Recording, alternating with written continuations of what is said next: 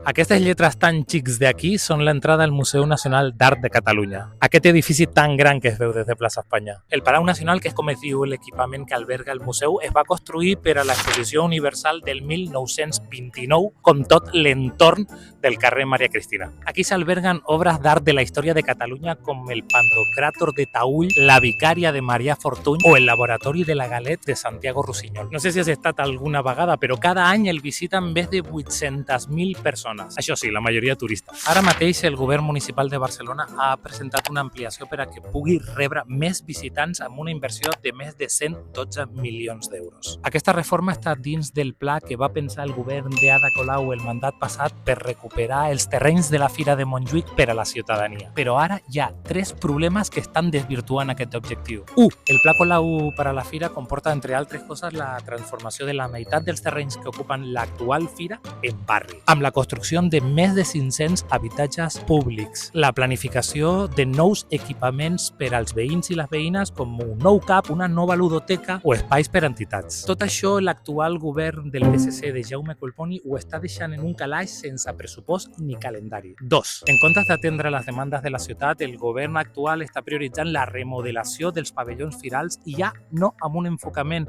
d'usos ciutadans, sinó amb vocació de negoci. Per exemple, el pavelló Itàlia, que és l'únic pavelló de la Fira que ha estat recuperat per a usos veïnals, ara preveu enderrocar-lo per generar una gran explanada per a congressistes. 3. L'ampliació del museu no va acompanyada d'un projecte per a que el veïnat pugui fer-ne ús. De què ens serveix un museu tan gran si la ciutadania no accedeix al seu contingut? El govern del PSC a Barcelona té altres prioritats que no pas les de la gent comuna. I això es veu perfectament amb el que està volent desenvolupar a Montjuïc per l'Ovagini. De fet, mentre s'anuncia grans reformes monumentals, està deixant sense un duro a l'únic projecte veïnal que aprovava els continguts dels equipaments culturals de la muntanya de Montjuïc a les escoles dels barris del voltant. El projecte es diu Gresol i està impulsat per la coordinadora d'entitats de Poble-sec. Fins ara ha apropat a més d'un miler de nens i nenes de les escoles de Poble-sec, de la Font de la Gualla i de la Marina. I ara, per decisió de l'Ajuntament, ho haurà de fer només des del voluntariat. Aquest Ajuntament, a la vegada que anuncia grans transformacions per a la ciutat, totes semblen adreçades als visitants i alimentar el descontrol de la indústria turística.